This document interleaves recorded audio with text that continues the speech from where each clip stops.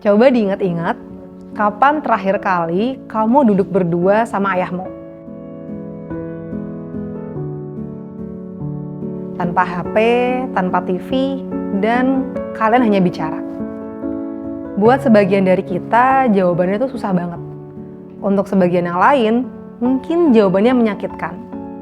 Karena dari semua hal yang bisa hilang dari hidup adalah waktu bersama ayah. Hari ini kita akan bicara sesuatu yang sering luput dari pembahasan sehari-hari. Kenapa peran ayah itu begitu krusial dalam pengasuhan dan apa yang hilang ketika peran itu nggak hadir. Selama puluhan tahun, psikologi perkembangan didominasi oleh penelitian tentang ibu. Ayah tuh hanya dianggap pendukung, pencari nafkah, figur otoritas, dan hadir di latar belakang. Budaya kita pun ikut menyalin narasi ini, bahwa ibu itu mengasuh sedangkan ayah mencari uang.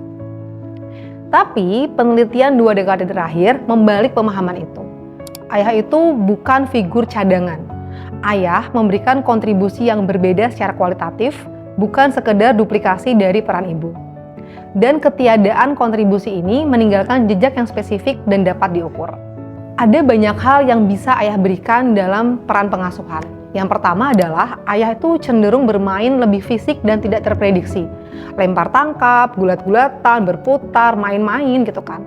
Ini tuh bukan sekedar main, tapi justru pola permainan ini melatih anak meregulasi emosi, menoleransi kejutan, dan membaca batas sosial.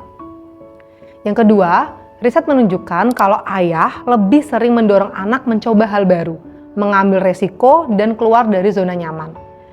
Ini akan menciptakan keberanian menghadapi dunia.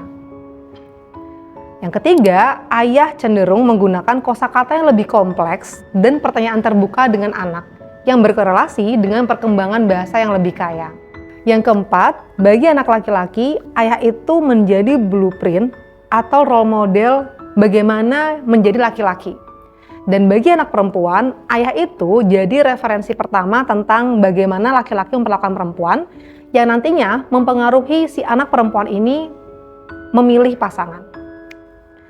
Yang kelima, ayah yang hadir secara emosional mengajarkan anak bahwa laki-laki juga punya dan boleh menunjukkan perasaan.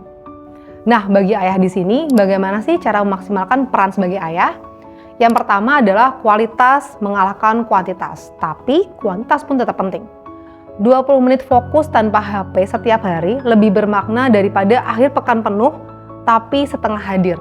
Akhir pekan yang hanya diisi dengan main HP atau scroll atau menonton itu kurang bagus jika dibandingkan dengan 20 menit yang benar-benar fokus untuk menanyakan bagaimana kabar anakmu, bagaimana kondisi hari ini, dan bermain bersama.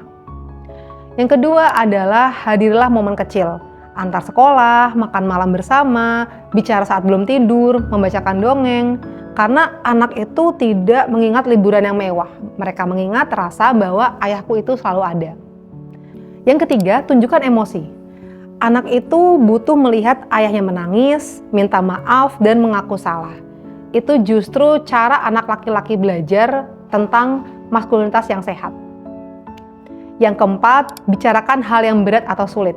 Pertemanan, ketakutan, impian. Jadi bukan hanya fokus pada nilai dan prestasi.